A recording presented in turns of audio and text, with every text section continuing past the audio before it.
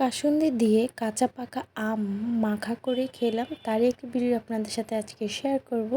আশা করি আজকে ভিডিওটি আপনাদের কাছে ভালো লাগবে আর প্রত্যেক আম লাভারের আশা করি ভালো লাগবে। তো হ্যালো এভরিওয়ান, আসসালামু আলাইকুম, welcome to my new video.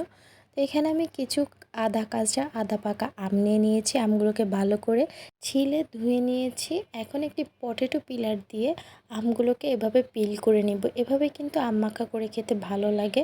আর আধা পাকা আধা কাঁচা আমগুলোকে আম মাখা করলে আরও বেশি খেতে ভালো লাগে। তো এই যে আমি সবগুলোকে এভাবে পটেটো পিলার দিয়ে পিল করে নিয়েছি। আর এরকম পাতলা পাতলা করে আমের স্লাইস হয়েছে, এগুলো কিন্তু খুবই ভালো লাগে খেতে।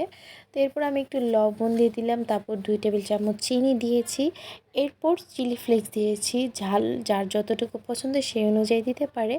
এরপর দিয়েছি অনেকগুলো কাসুন্দি দিয়ে এখন আমগুলোর সাথে ভালো করে সবগুলো মিশিয়ে নিব। যতক্ষণ না চিনিটা ভালো করে গলে যায় ততক্ষণ মিশিয়ে নিতে হবে। এই তো মিশানো হয়ে গিয়েছে, আর দেখতে পারতেছেন কেমন লোভনীয় লাগতেছে। আমার কিন্তু এভাবে আম মাখা খেতে খুবই ভালো লাগে।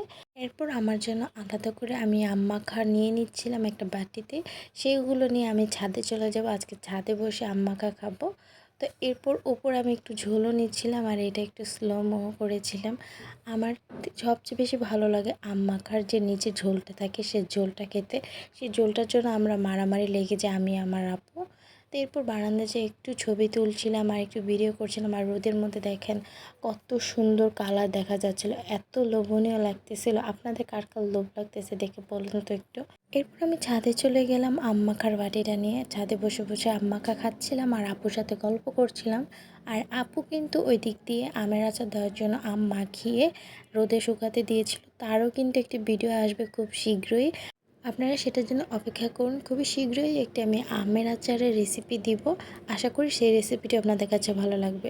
তো আজকের ভিডিওটি এই পর্যন্তই, দেখা হবে নতুন কোনো ভিডিওতে। আর আমার আম্মাকা খেতে থাকুন আপনারা। আল্লাহ হাফেজ।